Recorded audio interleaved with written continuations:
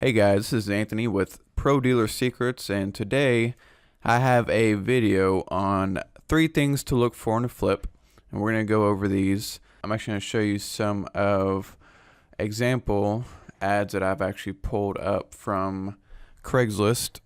Now, being with the dealership now, I don't do any of the selling anymore, and I don't buy outside of the auction. But when I did, before I was a dealer and even during, these are the things I would look for in ads. Today is just going to be quick. 3 things you can look for when you're scanning through ads. So first is going to be value ads. And what I mean by that is, what can you do to a vehicle to add value, make it look better, make it more appealing? And obviously one of the first things that comes to mind is, like cleaning, stuff like that. But I'm going to show you more examples. And first, actually, which when I found this, I think it's probably actually a good deal. Look at this church van. So this is kind of a specialty vehicle, but it's one of those things that sell pretty well, especially 15 passenger vans. A lot of churches need them.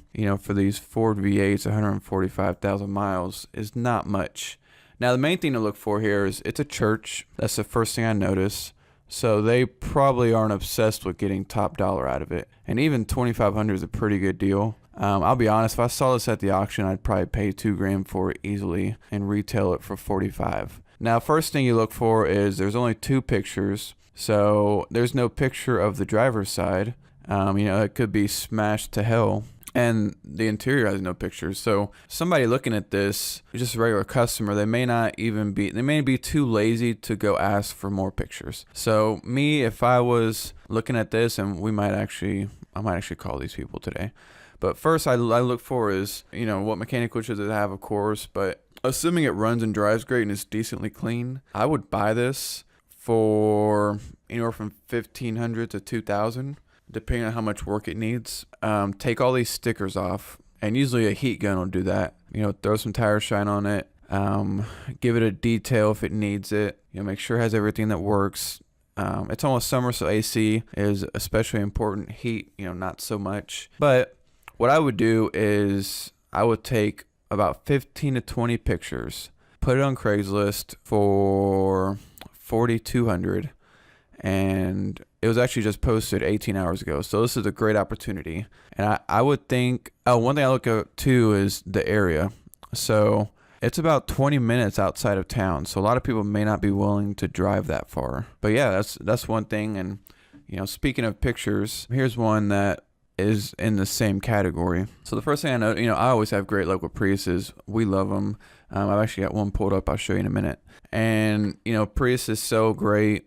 A lot of people like them because of the 40 to 50 miles per gallon. So first thing I notice, 2,500 is great for a Prius. That's about as cheap as you're going to find them. And we've sold Priuses with bad batteries for 2,000. So there's not much risk there.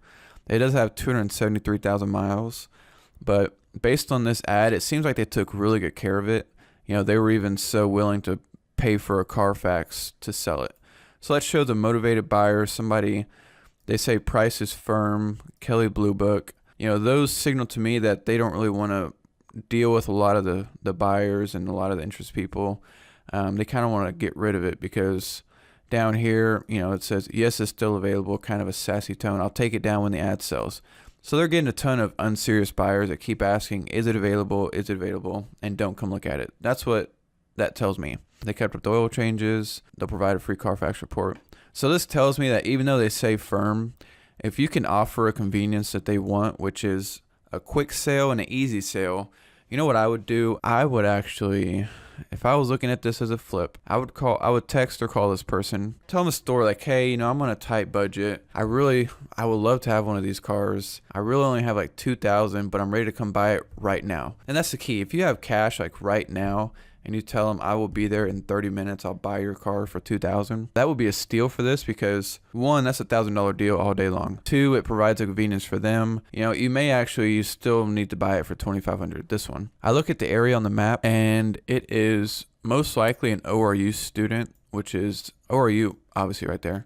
So what that means to me is there's a lot of international population at ORU, a lot of people that don't have time outside of class to mess with these kind of things. If you can provide them that service that, hey, I'm going to bring cash to you right now and buy it, they will see value in that. And just to give you an example of, talking about pictures on these two. This is a Prius that we have posted, and mandatory for all of our cars, they must have at least 30 pictures. Just to give you an example, if you take this gold Prius and you clean it up, make it nice, buff these headlights off, and most Japanese headlights can be buffed pretty well. That's what we did with these. These headlights right here, they looked like these. They were cloudy and we buffed them. It took about 30 seconds.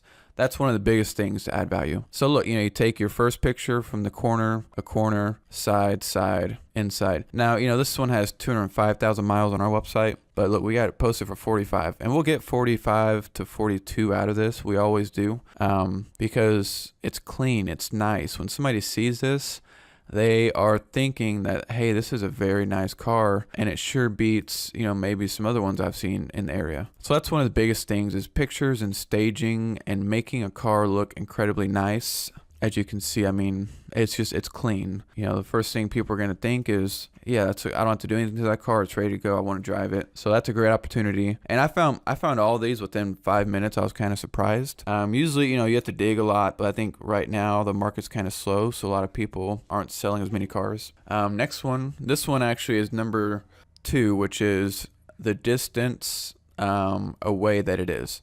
So Miami, that's how you pronounce it. It's stupid. Miami, Oklahoma. Where I'm at in Tulsa, that's about 30 to 45 minutes away. And most people aren't going to drive this far from the main population area to buy this. It was posted a day ago. So this is actually worth like $3,500, I would say, on the low end. 35 to 4,000, depends on, of course, how nice it is and all that stuff. Oh yeah, it is 4-wheel drive. That's a $4,000 car all day long. For us, retailing it. For you as a flipper, you'll probably want to sell it for 35. Now, what I would do is, of course, get a hold of them, see what's going on with it, see what's wrong. They put a new transmission 2 years ago, which is one of the weaknesses of this vehicle, so that's a good sign. My number one rule with new whatever, if they don't have a receipt, I don't believe it.